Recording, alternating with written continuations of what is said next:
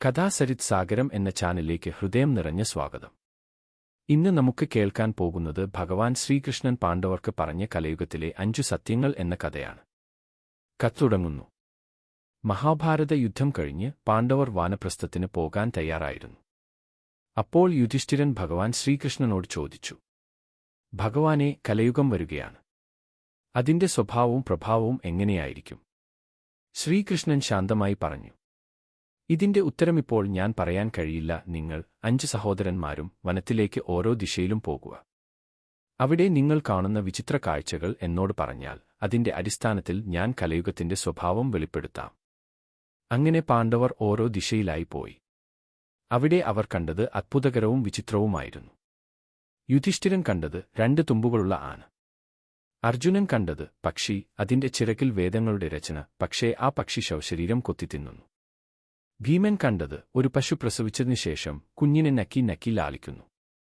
സഹദേവൻ കണ്ടത് 4 കിണറുകൾ, നടുക്കുള്ളത് വെള്ളമില്ല, ചുറ്റുമുള്ളവ നിറഞ്ഞു. നകുലൻ കണ്ടത് ഒരു വലിയ പാറ മലയിടിച്ച് താഴെ വീഴും, വലിയ വൃക്ഷങ്ങൾ തടഞ്ഞു നിർത്താൻ കഴിയില്ല, പക്ഷേ ഒരു ചെറിയ ചെടി അതിനെ തടഞ്ഞു നിർത്തുന്നു. 5 പേരും തിരിച്ച് ശ്രീകൃഷ്ണന്റെ മുന്നിൽ എത്തി കണ്ടതു വിവരിച്ചു. ശ്രീകൃഷ്ണന്റെ വിശദീകരണം. യുധിഷ്ഠിരൻ ചോദിച്ചു, കൃഷ്ണ, ആ 2 തുമ്പുകളുള്ള ആനയുടെ അർത്ഥം എന്താണ്? ശ്രീകൃഷ്ണൻ പറഞ്ഞു, അത് കലയുഗത്തിലെ ഭരണകൃത്യങ്ങളെ പ്രതിനിധീകരിക്കുന്നു. അവർ പറയുന്നത് ഒന്നും ചെയ്യാതെ മറ്റൊന്നും ചെയ്യും. മനസ്സിൽ ഒന്നും ആഗ്രഹിക്കാതെ മറ്റൊന്നും കൈകാര്യം ചെയ്യുന്നവരുടെ ഭരണം ആയിരിക്കും.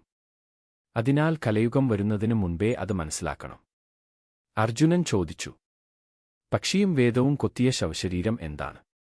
ശ്രീകൃഷ്ണൻ പറഞ്ഞു, അവർ സ്വയം ജ്ഞാനി അല്ലെന്ന് പറയും, ധ്യാനി എന്ന് പറയും. ജ്ഞാനത്തെപ്പറ്റി ധാരാളം ചർച്ച ചെയ്യും, പക്ഷേ യഥാർത്ഥത്തിൽ പാപാത്മാക്കളാകും.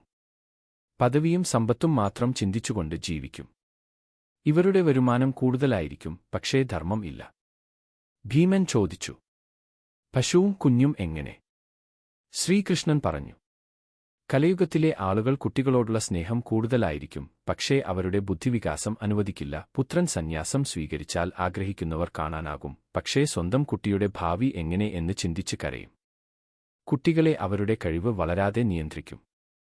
സഹദേവൻ ചോദിച്ചു, 4 കിണറുകളിൽ ഒരു കിണറിൽ വെള്ളമില്ല എന്നതിന്റെ അർത്ഥം?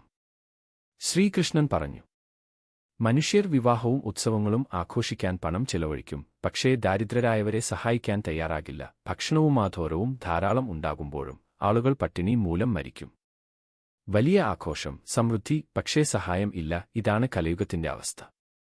നകുലൻ ചോദിച്ചു, വലിയ പാറ താഴെ വീഴുന്നതും ചെറിയ ചെടി തടയുന്നതും എന്തിനാണ്? ശ്രീകൃഷ്ണൻ പറഞ്ഞു, കലയുഗത്തിൽ മനുഷ്യർ അഹങ്കാരികളും പാപികളുമാകും. അവരുടെ പാപം, അഹങ്കാരം വലിയ വൃക്ഷം പോലെയാണ്. എന്നാൽ ചെറിയൊരു നാമജപമാത്രം, ധർമ്മപദവി, ഹരിനാമം എന്നിവ മാത്രം മോക്ഷം നൽകും.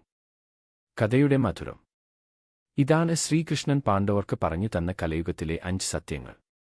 ഭരണത്തിൽ വ്യക്തിത്വമില്ല, നാമവും മാത്രം ഉള്ളവർ അധികാരം കൈകാര്യം ചെയ്യും.